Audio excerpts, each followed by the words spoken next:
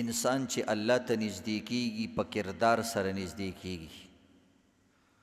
او انسان چې د الله نه لرې کیږي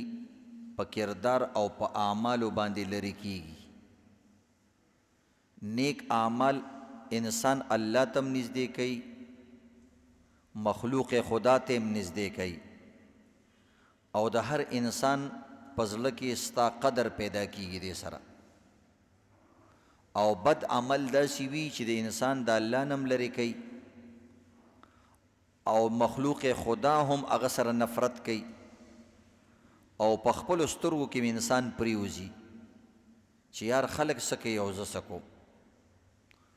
د مار لړم نه هر سړی یریږي چې د مار لړم تذکره راشي، خلک وایي پام کوه دلته مار دی، لړم دی، سپی دی، اوبه دي چیچي نقصان به درکړي. نو سپی مار لړم ظاهرا ښایسته وي،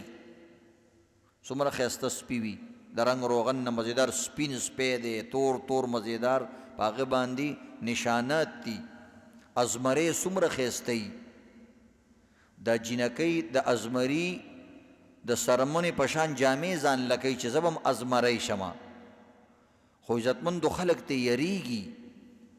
وایي دا لیوه دی، دا خوراک کوي، دا ماتول کوي، او د دې نه ځان ساتئ. ماشومانو ته لاس مه ور وړئ، جي ډېر ښایسته دی، وایي په ښایست پیسو کې نقصاني دی. څوک لیوه ځان سره په کور کې ساتي؟ نو د دې وجې نه عزتمندو وجه سی د هغې هغه کردار ښه نه وي، ماتول کوي، چیچل کوي، نقصان رسوي، جراثیمي پکې. ښه نه ښه سپی چې ستا شکار کوي، شریعت وایي ځه خیر دی ده کې دا صفت شته، نو کله چې سپي کې ښه صفت راشي شریعت یې تا ته جایز کي، وایي دا اوس د نورو سپو په شان نه دی. جي دا ولې؟ دا تعلیم یافته سپی دی، کلب معلم. صفت انسان داسې څیز دی چې انسان کوم ځای ته رسوي. یو طرف ته شریعت وایي چې سپي دومره خطرناک شی دی، که سپی په کم برتن کې او لوښي کې خوله ووایي نو دا 7 پیرې یا 8 پیرې وینځئ. ولې؟ ضرري دی، جراثیم خطرناک دي. او د امام شافعي رحمت الله علیه په نسبت باندې اصلي نجس سپی دی، د خنجر نه هم زیات وایي نجس سپی دی. زمونږ په نسبت باندې خنجر ډېر نجس دی، هغه وایي نه دا سپی د خنجر نه هم زیات دی، ځکه نبي علیه السلام وایي چې لوښی به 7 پیرې وینځئ، او ثامنها بالتراب، په 8مه پیرۍ په خاوره باندې م کنګال کا او صفایي که چې جراثیم بالکل ختم شي. نو یو طرف ته د سپو باره کې شریعت دومره سخت احکامات ورکړي دي، او چې کم انسان سپی ساتي روزانه د ده د نیکیانو نه نیکیانې کمیږي، چې کومې نیکیانې ته کې او بغیر د ضرورت شدیده نه ته سپی اسې ساتي، ستا نیکیانې کمیږي. دومره مردار شی، خطرناک شی او مضر شی دی.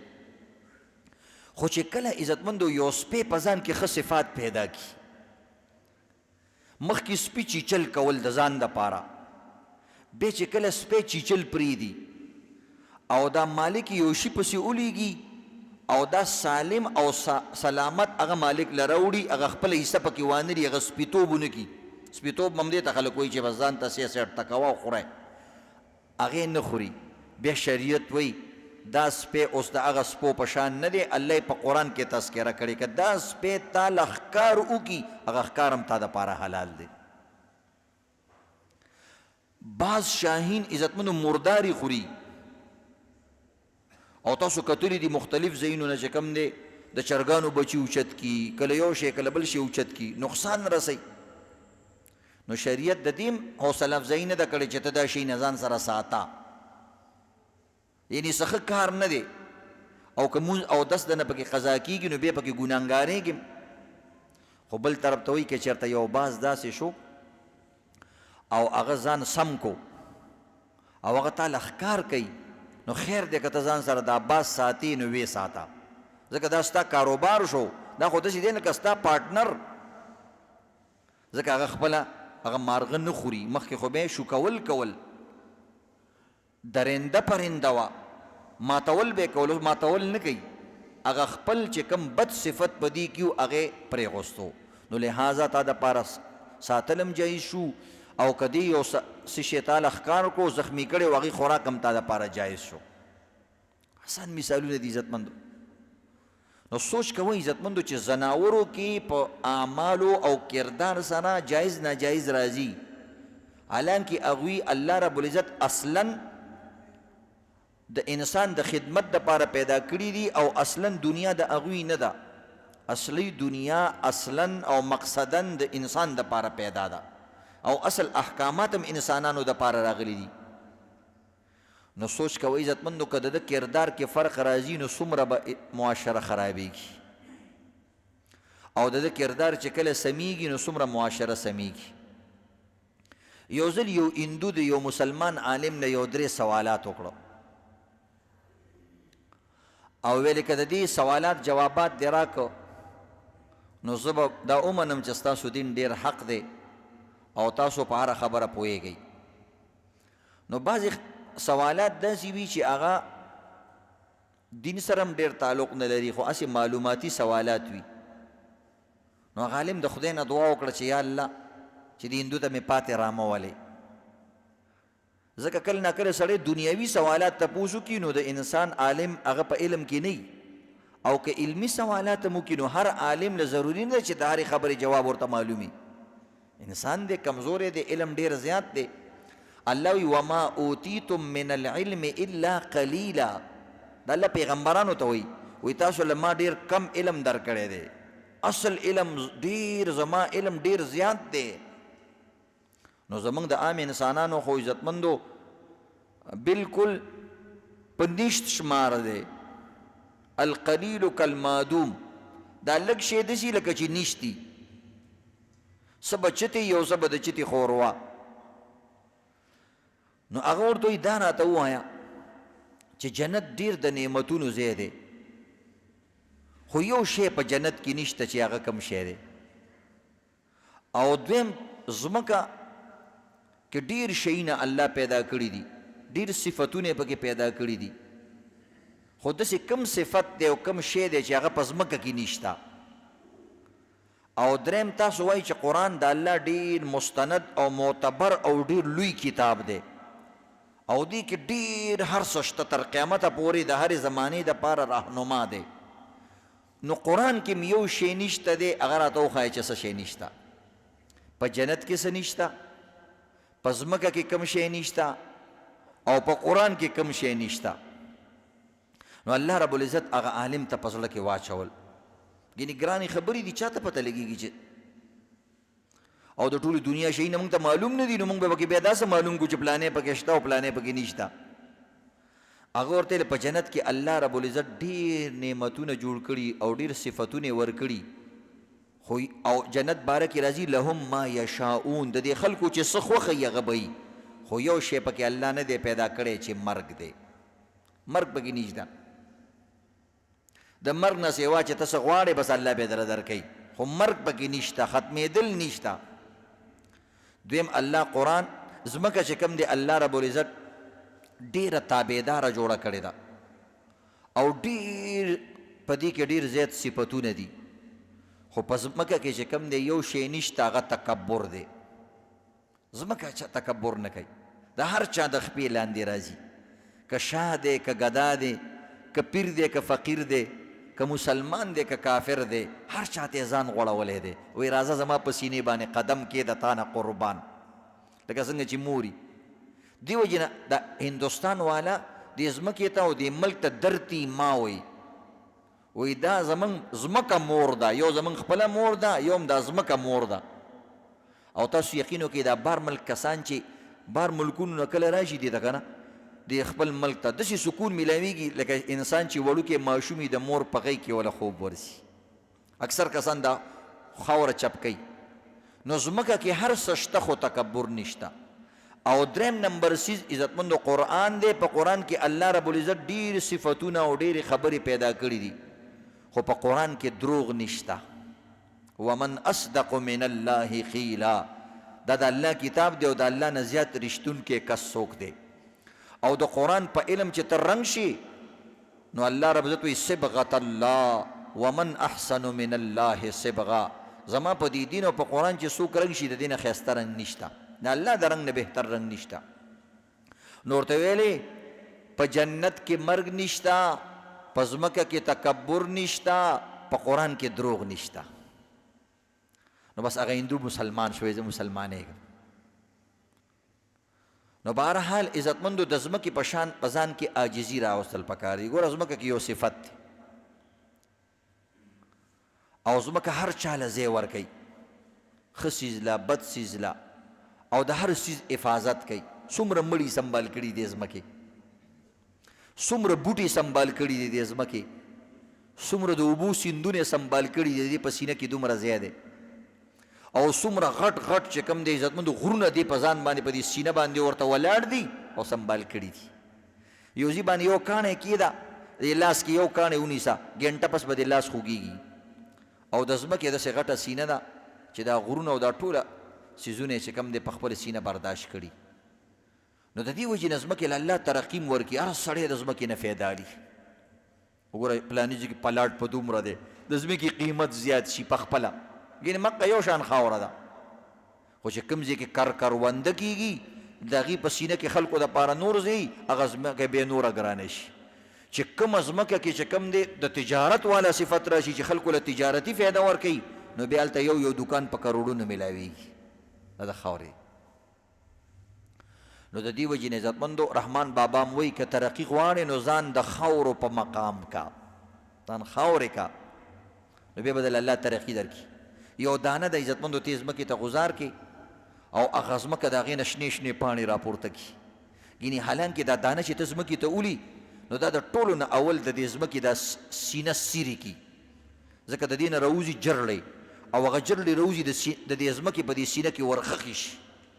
لکه څنګه چې انسان د چا په زړه کې داسې عزتمندو ستنې ورخښې کړي او د هغې سینه چیر چیر کړي، لاندې پکې هغه جرړې رواني رواني رواني او نور یې سیري،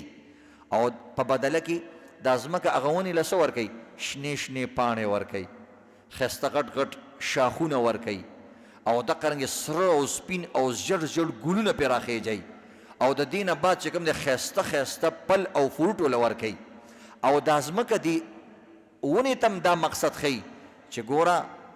ای ونې ما تا دپاره قرباني ورکړه، ته د بل دپاره قربان شه، که د بل دپاره د قرباني ورکړه ستا به خلک خیال ساتي. نو کومه ونه چې پل او فروټ او ګلونه ورکوي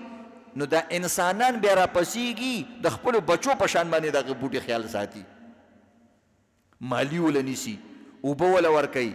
د هغې نه باړ تاوی، کنډتار ته تاوی، خلکو ته پام کوئ چې د دې ته ګورې لاس لګول ممنوع دي. دا ولې؟ کم انسان کې چې جذبه راشي د بل دپاره د خاوره کېدلو دته الله عزت ورکوي. مثال یې دقه دی، د ځمکې په دنیا کې څومره لوی عزت دی. لینډ لارډ وی پلانې سړی لینډ لارډ دی، څه مطلب؟ دا جایداد والا دی، ځمکو والا دی. دا خو اوس دا قصه بدله شوه عزتمندو، د مارکیټونه او د کاروبارونه زیات شو. پخوا به خانان هغه چاته ویل کېده چې د چا به ډېره ځمکه وه، ځمکه وه. اوس هم خانان هغې ته وایي، خو چې مارکیټ کې ځمکه ډېرئ، دکان والا ځمکې ډېرئ، نو دې ته صاحب جایداد وایي،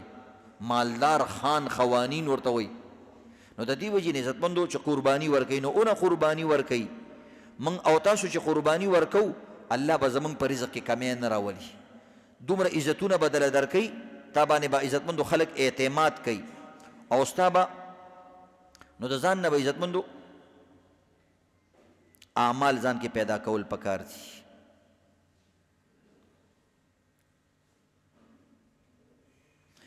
نیک اعمال او ښه اعمال او ښه سوچونه او بد عمل او بد سوچونه عزتمندو ما یو میډیکل رپورټ کتو، هغه وایي چې کله انسان خوشحاله وي هغه چې درس د وجې نه وي، که دویم واده دی او که سنت دی د بچو، او دغه رنګ عزتمندو یا د زوی واده دی یا دویم دوکان یې اخیستی دی یا مونځ ته خوشحاله دی یا خپل هر څه ته چې خوشحالي، نو دا د انسان څنګه چې دا سوچونه لاندې ځي په دې ځای کې د دې زړه نه بعد چې کوم دی دا یو غدود یو ماده پیدا کوي، د خوشحالۍ نه هغه پیدا کیږي د مثبت سوچ نه پیدا کیږي ښه سوچ نه مثبت سوچ چې ورته ویل کیږي پازیټیو تھینکینګ ورته وایي ښه سوچونه خلکو دپاره هر چا دپاره ښه سوچ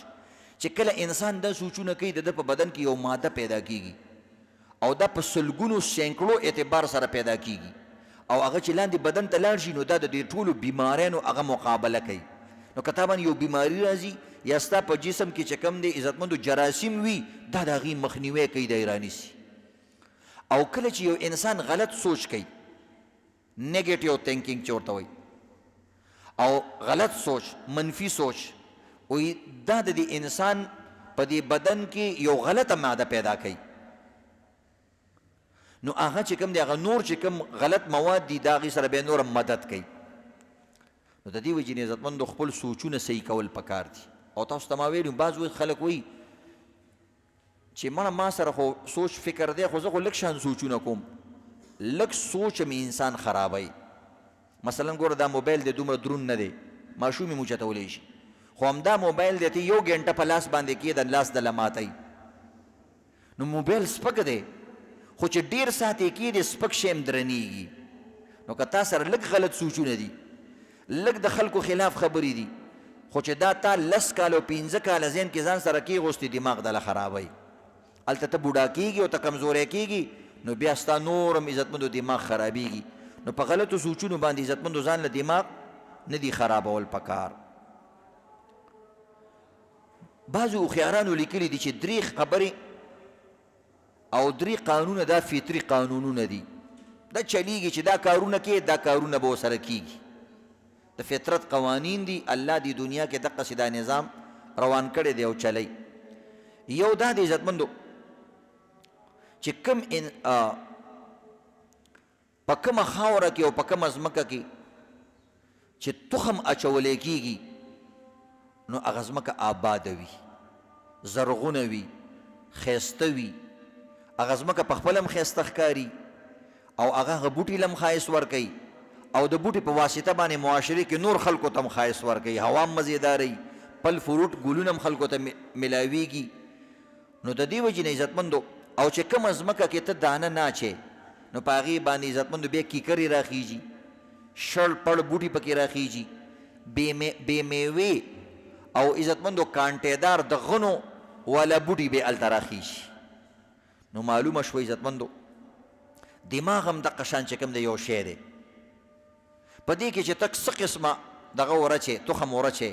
هم اقص عزتمندو تا ته د هغې آوټپوټ درکوي او د هغې میوه درته درکوي نو چې غلط سوچ د عزتمندو په دماغ کې وکړو نو دا تمه مه لره چې دا به ماله فایده راکړي د ټولو نه اول به ستا دماغ خرابېږي چې ته د بل معنی کې هم غلط سوچ کې نو هغه بل خو لرې دی ستا دماغ دې سوچ ته د ټولو نه زیات نږدې دی اول به ستا دماغ خرابېږي وروسته به بیا هغه سره ګورو او ښه سوچ به د ټولو نه اول عزتمندو ستا دماغ ښایسته کوي او که ته په دماغو د سره سوچ نه کې غلط سوچ هم نه کې ښه سوچ هم نه کې نو بس بیا هم دا د کار نه دی بس هسې چټي پټي خبرې به کوې خلک به تنګي تاویلې ماویلې به کوي خلک وایي دا خامخا دی هغه بیا رالو یاره قړتو بیا رالو هغه د دماغو سټک بیا رالو نو چې چېرته هم کښېنئ خبرې کول ممنوع نه دي خو فایدهناکې خبرې کوئ داسې خبره کوئ چې یا تا له فایده درکوي یا هغه مخامخ سړي له فایده ورکوي مثلا ته کوم کاروبار کې دغه کاروبار دی هغه له یو کاروباري مشوره ورکړه وایي دا پلانې کار خو ته کې خو دا داسې سودمن نه دی دا ښه کار نه دی داسې طریقې سره کوه نو د دې وجې نه عزتمندو د دې خیال ساتل پکار دی دویم قانون دا دی وایي ځان کې چې کوم دی برداشت پیدا کا بالفاظ دیګر وایي د هر څیز چې هضم شي نو هغه فایده ورکوي او کوم څیز چې هضم نه شي هغه فایده نه ورکوي یو څیز ته وخوړلو لوړ دی تیر کړلو چې د ملګري نه لږه زیاته وخورمه او یا د باندې تعدي ده نو باتروم کې دنه لوړ وځي او ټیزونه به مو سره ښه ډېر اچې نو ډېر به دې پازابئ نو دې وجې نه عزتمندو هوښیاران وایي د معدې غاښونه نشته دا غاښونه چې الله پیدا کړي هم د دې دپاره چې شخوند پې پیله ووه بیا معدې ته ورپاس کا ډارې کې مو ولېږه ګینې هغه بیا دا کوتره کولی نه شي نو ته یې مخکې نه ورته بوس کا کوتره کا او بیا هغه کولی شي دغه رنګې د دنیا هر یو څیز دی د هغې د هاضمې خپله طریقه ده چې کله هم ته هغه څیز د هضمولو طریقه یې زده نه کړي نو هغه به عزتمندو تا ته نقصان درکوي یو څو مثالونه ته د دې پیش کوم عزتمندو مثلا روټۍ چې هضم نه شي په انسان کې مختلفې بیماریانې پیدا کوي دې وجې نه عزتمندو د ټول نه پریشان انسان کوم یو وي چې معدې خرابوي نو د معده باندې مخکې غټ غټ کاڼي کوتره کړي هغه میټې خرابه کړي لږ شان عزتمندو معدې سره صحیح طریقې سره کول پکار دي او دغه رنګ عزتمندو بعض انسانانو له الله مال ورکي نو د مال د هضمولو طریقه مې زده کا د مال د هضمولو چې څوک مال نه هضموي هغې کې ریاکاري او تکبر پیدا کیږي او کم انسان له چې الله مال ورکي او د هغه حازمه موله ورکي هغه کې عاجزي پیدا کیږي او یا الله زه خو د دې لایق نه وم دا ټول سرونه دي او زما سر خو هم دومره خاص سر نه دی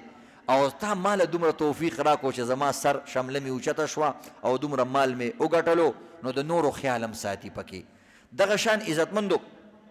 چې څوک درته څه خبره وکړي نو هغه خبره هم ازموه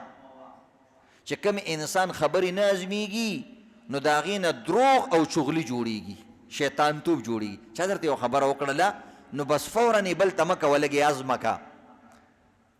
هغه تا باندې اعتبار وکړو چې دا سړی به چې کوم دی زما یار دی زما دوست دی د زړه خبره درته وکړه فلانې مال راوړل دي فلاني مال کې دا فایده ده او تا وروره د هغې نه مخکې چې کوم دی د هغې نه بوګس شی د هغې نه مخکې تیار کړو مارکیټ ته دې راوویشتو او یا هغه خبره د خلکو کې مشهوره کړه د فلانې مال خو داسې دی داسې دی داسې دی داسې دی داسې دی نو د خبرې د هضمولو طریقه هم زده کول پکار دي چې خبره هضمه نه کړي نو د دې نه عزتمندو شیطانتوب جوړ شي او د دې نه عزتمندو بیا چغلي او دروغ جوړ شي دغه رنګ عزتمندو د تعریف د هضمولو ځان کې صلاحیت پیدا کول پکار دي بعضې سړی چې ته د هغې تعریف وکړي نو بس هغه وایي زه خو عاجزه سړی یم زه دومره نه یم وروره او یا هغه خوشحاله شي چې یا الله زم د دې قابل شوم چې زمونږ پسې یو دوه درې د تعریف کلمات خلک وایي د الله شکر ادا کړي او د کومو کسانو چې عزتمندو تعریف نه ازمیږي هغې کې بیا غرور پیدا شي زه یم داسې که نه زما سر د دې لایق دی او دقه دوران کې چې په سر کې درد شي نو بیا هغه یو درد هم د سر نه نشي ویستی نو عزتمندو دغه ازمول پکاري دغه رنګې تا پسې کله ناکله څوک ستا مذمت وکړي تا پسې خبرې وکړي دا هم هضمول پکار دي کله هم تا پسې څه بده خبره وشي جواب فورا مه کوه د ټولو نه اول سوچ کوه چې کیدای شي دې سړي د نښې منځ ویستی او دته د ډاکټر په نظر ګوره او که کار تا کی نو د ځان نه غلط کار وباسه هغه ته څه غوسه کېږي کار خو درکې شته که نه که نن درته ده ونه ویلې سبا به درته بل ووایي سبا به درته بل ووایي سبا به درته بل ووایي نو پهله خو د هغه شکریه ادا کوه ځکه شکریه نه ادا کې نو کم از کم د ماشومانو خبره کیله کېږه مه او ځان کې غرور مه پیدا کوه ځکه هر سړی داغ داغ دی بے داغ تو وہی ہے جو پروردگار ہے بے داغ هغه دی چې صرف پروردگار دی الله دی نور هر سړی داغ داغ دی نو چې کوم انسان نه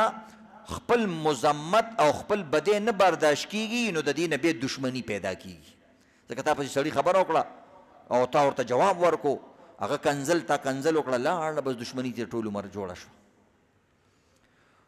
او عزتمندو بل غم دی د غم د برداشت کولو د هضمیم طریقه زده کول پکار دي بعض وخت سړي باندې غم راشي نو بس سوچ کوه غمونه په چا باندې شته وی دری دنیا کسے بے غم نباشد دری دنیا کسے بے غم نباشد اگر باشد بنی آدم نباشد یو سړی په دې دنیا کې بے غم نشته چې کوم یو سړی دی څه نه څه الله وایي که څوک بې غمه وي به خو بني آدم او انسان الله بې غمه نه دی پیدا کړی که نور هېڅ نه چې واده دې کړی دا ښځه غم دله ډېر دی او دې ښځې له صرف دا د دې وخت د دې دور دا نوی میړه دا وله دا غم هم وله ډېر دی ځکه دا سړي دا د اوس د زمانې دوی د ښځو له زړونه وخوړل مخکې به د ښځو قص قطارې ډېرې کولې خو دا نن سباني هلکان او دا نن سباني ځوانان او بوډاګان او دا موږ ټول عزتمندو دوی هم ښځو له دماغونه خلاصې کړې په وړو وړو خبرو جګونه د نن سبا زماني بچي د خپل پلار دپاره لوی غم دی پلار د بچو دپاره غم دی نو غمونه شته دی چې کله څه غم رالی نو که تا هضم نه کو نو د غم چې د هضم نه کو نو د دې نه مایوسي جوړېږي مایوسي مړه هر غم دی موږ سره دی او هېڅ ته وزګار نه یو مړه دا څه ژوند دی دا څه شی دی نو داسې به ځان نه جوړې عزتمند هر سړی په غم کې مال اکثر کسان بیماریان له راشي نو زه ورته ټول ناول ویم ګوره زم بیمار یم ځکه هغه موږ ته ګوري چې پټکی تړلی دی او بس ذکر او تسبیح تاوی راته وایي بس بادشاه سړی دی ملا دی بس الواګانې خوري او بس هر سړی قدر کوي زم بیمار یم خطرناکې بیماري هر چا سره تړلې ده خو الحمدلله زما په څوک ما باندې نه پوهېږي چې داسې بیمار دی که نه ښه مزېدارې کپړې اچوه ښه نیغ نیغ ګرځه او خپل ځان له تسلي ورکوه او ما دې زامنو ته ویلې وروره که څه کوئ ما نه فایده والی که نه والی ما نه دا څومره شهرت او ما سره چې څومره دي ما له دا کافي دی که ما نه تاسو فایده لی والی ما ته د چا مور ته د بچو ته د فایدې ما ته ضرورت نشته بس ما ته د هر یو د لارې لاروی سلام کوي ما دپاره غټه خبره ده چې رسیم موږ ته سلام کوي او عزتمندو ډاکټر صاحب هم سلام کوي بدماش سړی زموږ مخې ته راشي ښکته شي زموږ لاس هم چپ کړي نو نور د خدای نه څه غواړئ نو خوشحالي به په خپل ځان کې په خپله پیدا کوي خوشحالي بار شی نه دی خوشحالي په هغې ده یو ګوره یو پوکڼۍ چې اسمان ته اوچتېږي نو په دې کې دا هوا دا د بار هوا اوچتوي که د دننه هوا اوچتوي هغه دننه وایي بار هوا چې کله ناکله اوچته کړي خو داسې بې ځایه بې ځایه ولي راولي خو چې خپله هوا پکې نیغ روانه سي د اسمان طرف ته هغه ترقي کوي نو ځان کې خپله هوا پیدا کا خو داسې ښه شان هوا پیدا کا چې ته واپس د نه چې ته په دې نورو سورو نه وځي او یا داسې کې چې داسې یو دومره هوا در کې پیدا شوه چې روغ ټول ماحول دې ګنده کو هوا هم په قسمونو ده که نه یو خوږه مزېداره هوا ده تا ته هم فایده در کوي نورو ته هوا کوي او یو ګډه وډه هوا د خلکو یې لکه محفل دې تریخ کو نو ښه هوا ځان کې پیدا کړي د خوشحالۍ والا هوا خپل ځان کې هم ډکوئ او بل ځای کې هم کوئ ما باندې اوس دومره سخت بوج دی په دې وخت کې که نه خو ګوره بیا ما تاسو ته څومره دغه خبرې وکړلې زما رور باندې هارټ اټیک راغلی اوس دلته هسپتال کې پروت دی او پرون چې هغه کوم ټوپونه وال په هغه بیټ کې که نه خو بس دا د زندګۍ حصې دي نو دا به کې نو اوس الله رب العزت لږ صحت ورکړو زه درس لم نم راغلی پرون نو ما ورسره منډه ترلو واله خوشحاله شو بس انسان دې دا راځي زما ورور زما نه زیات چې کوم دی حوصلې والا دی هغه ورور هلته هغه د ریونډ مقیم دی ریونډ کې مقیم دی نو هغوی خو شپږ نمبر یې زده کړي دي او هغوی روزانه به 25 کسانو له دعوت ورکړي نو هغه هلته هغه سره دا غم دی نو هغه ټول کسان یې راغونډ کړي چاته څوک به مونځ ودروي او چاته شپږ نمبر یې بیانوي یو عیسایي لی پکې دعوت ورکو عیسایي له دومره ښکلي انداز کې دعوت ورکو ګوره هارټ اټیک والا کس مو ته خدای ته وګوره بس کا دا شپږ نمبر یې خو دلته چوټي کا هغوی موږ دا کار دی په دې عادت دي نو موږ له بل سره راځي نه او کار خو نشو پرېغوستی نو کار خو به کې نو که بیمار وي د بیماران کار نه کوي تاسو ټول اکثر کسانو بیماران وایي دا خو پکې شته هغه عیسۍ ته دومره ښکله جمله وویله وایي دا یهودیان نه دي دا تاسو ته کافران وایي په خبره باندې پوه شو که بل تا ورته کړه هغوی تاسو ته کافران وایي او دا قرآن کې دي قرآن پاک وایي قالت اليهود ليست النصارى لا شيء زما ورور ته خو د دې آیات پته نه وه یهودیان وایي دا عیسایان په هېڅ کې هم نه دي بیا وایي ماشاءالله څومره ښایسته ګیره ده ستا د عیسی علیه السلام یو څو خبرې ورته وکړې هغه ورته رانږدې شو چې هلکه دوی خو زموږ پیغمبر نو بهرحال عزتمندو ځان کې خوشحالي پیدا کوي دعاګانې کوئ د بل خدمت کوئ موږ هلته یو څو کسانو سره او دومره بې حسي ده که نه د هسپتال ته زه لاړم زما خو دې معاشرتي امورو ته په خپل هم ډېر خیال زه پکې خپل هم پیش کړي یو هلک اوس کیلې پوستکی پروت دی راښوی شو پې سوچ کوئ او لږ څه کې سر مات شوی و بس بیا هم لاړې پاس وختلو هغه د کیلې پوستکی سیټ ته ډک و هلکه کیله باندې راښوی شوې ته خدای بچ کړې نو ته به لږ خیر چېرته نیکي به دې کړې ده نو اوس دا کیلې پوستکی اوچت کا زه لاړم په خپل لاس مې راواغېستو نو ټولو کسانو کتل چې لکه مولوي صاحب دی دې کې د چا نه څه کمیږي او روا مې غوستو سیټ ته مې کېغوستو د هر چا دا وایي خو په یو خبره مې زړه خبره شوه ابل مزدور دی وه مزدور دی زمونږ ملک بالکل الټه روان دی عزتمندو الله دې معافي وکړي زما ورور ښه ټیک ټاک و خو یو ورځ ډاکټرانو چوټي ده مزدور دی مزدور څه ته وایي مزدوران دا تقه طبقه چې صفایانې کوي پردی مزدورانې کوي او داسې کوي ډاکټر ځان ته مزدور وایي موږ د دکانداران ځان ته مزدور نه وایو نو هغه خو افسر دی هغه چېرته مزدور وایي موږ ځان ته مزدوران نه وایو زه د جومات کس یم ته ما ته مزدور وایه دی په پیسو باندې د چا کار کول نو دې کې موږ هم راځو عربي لحاظ سره اجیران موږ ټول یو، خو بیا هم په دې باندې خلک خفه کېږي. اکثر مزدوران دې لاندې طبقې ته وایي. نو د عزتمندو د مزدور ډیو مزدوران ټول راغلي په دغه ورځ باندې صفایانې کولې، او چې کوم مزدور نه دی افسر دی ډاکټر دی هغوی ټولو چوټي کړې وه. دا حال دی عزتمندو. او په یو واټ کې میتیازې بندې شوې عزتمندو د هغه مریض، او پوره واټ کې موږ وګرځېدو. یو وایي زه ډاکټر نه یم، بل وایي دا ډاکټر دی، بل وایي دا ډاکټر دی. سوچ کوئ د یو انسان چې میتیازې بند دي ټامبه شوی څومره ټوپونه هغه وایي، او بل طرف ته هغه د زړه مریض هم دی، او هغه یو مرض یې لا نه دی ښه شوی، او بل طرف ته یې میتیازې هم بندې دي، او یو ډاکټر بل ته بل بل ته بل بل ته. دا حالات دي عزتمندو. ډاکټران ډیوټي نه کوي، او بل طرف ته خوشحالېږي موږ خدمت خلق کوو. خدمت خلق کوو. ما نن ویلو زما زوی به بیان کوي، چوټي پکې سړی ما اوسه پورې یو جمعه چوټي هم نه ده کړې،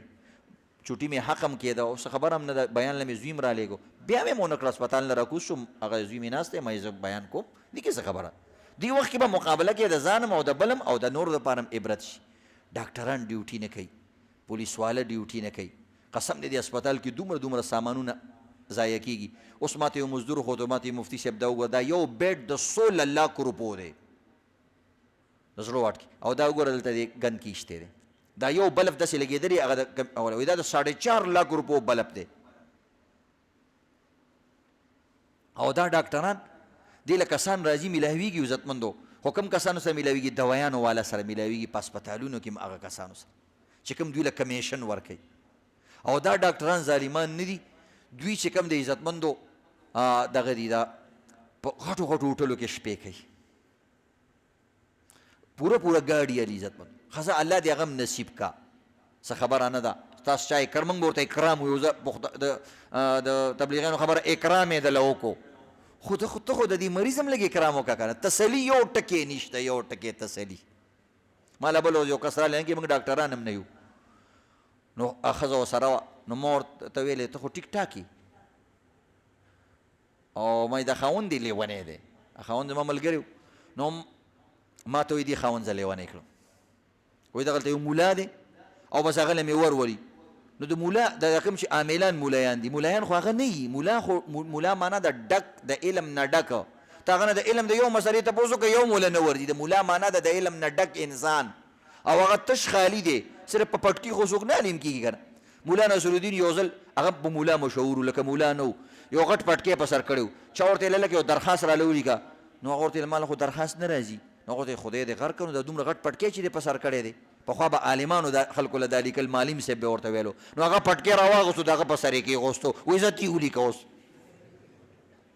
وایي په پټکي خو لیکل نه کېږي، لیکل خو علم غواړي، نو ته پټکي ته څه لګورې، زه خو علم مې نشته. دا حالات دي عزتمند. نو اسپتال ته اوس زمونږ لږه مخه شوه، نو دا عزتمندو ډاکټران ډیوټي نه ورکوي، پولیس والا نه ورکوي، فوجیان ډیوټي نه ورکوي، او عزتمندو لوی افسران د خلکو کورونه تباه شو. نو انشاءالله موږ به خپله چې دلته کوم ډیوټي ده د دې ټولو ډیوټیانو به خیال ساتو که نه، انشاءالله الله دې عمل کولو توفیق راکړي.